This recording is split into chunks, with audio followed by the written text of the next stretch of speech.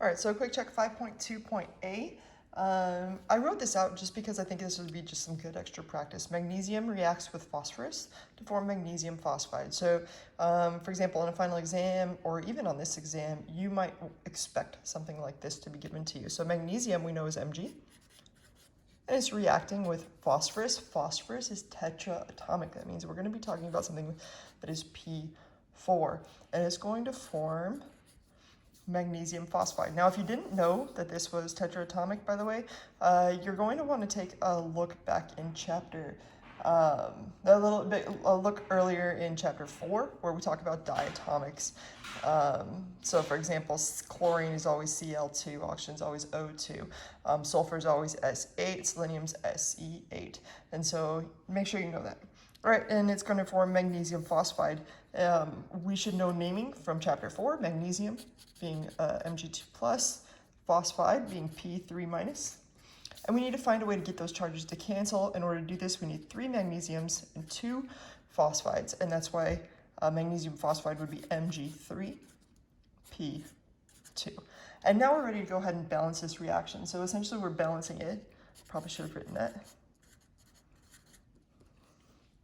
Okay, so you kind of want to look for a point of difference here. Here I have 1 magnesium, here I have 3, so I could put a 3 right here. For the phosphorus, over here I've got 4, over here I've got 2, so it really depends on the situation, but you can start with either or. Let's go ahead and start with the phosphorus, just because for me I like to knock that out of the way. So here on my left-hand side, I've got 4. On my right-hand side, I've got 2. 4 divided by 2 is 2, so I put a 2 there. And now let's change the number of magnesiums I have. On my left-hand side, I have 1. And on my right-hand side now, I have 2 Mg3s. In other words, I have 6. 6 divided by 1 is 6, and I put a 6 there. Now let's go back and let's say, hey, what if you started the other direction, just so you've got it.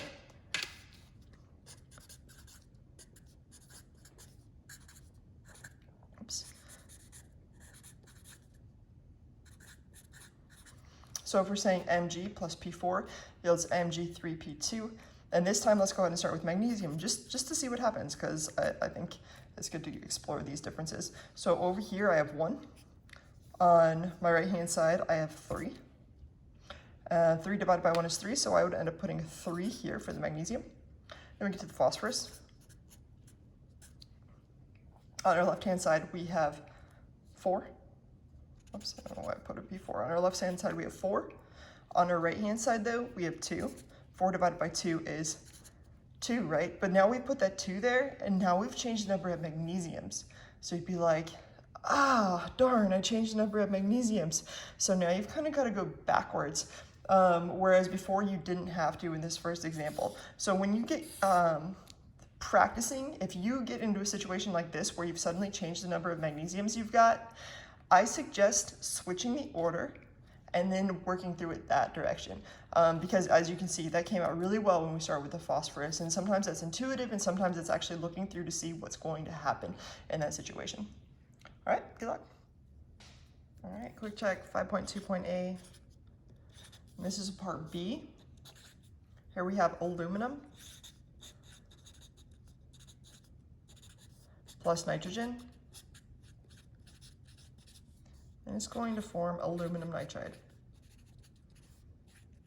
which is solid. All right, so aluminum, we should recognize as Al. It's monoatomic. It's not one of those 7 on the periodic table or those 3 that are kind of inset in those 7. Nitrogen, we should recognize as a diatomic element. So it's N2, it's going to form with 2s. And aluminum nitride, aluminum has a 3 plus charge. Nitride has a 3 minus charge. We should recognize this as ionic because there's a metal and there's a non-metal. If they were non-metals, we'd be doing something different. And there we go. And let's go ahead and balance this thing out. You want to look for the point of difference. Here aluminum's got 1. Here aluminum has 1. That's not what we're going to start with. Let's move on to nitrogen. On our left-hand side, we've got 2. And on our right-hand side, we've got 1. 2 divided by 1 is 2, so we put a 2 there, and that gives us 2 nitrogens. Then let's change the number of aluminums. So when we go here, On our left-hand side, we got 1. On our right-hand side, we've got 2. 2 divided by 1 is 2, and that's why we put a 2 there. So this would be balanced as is.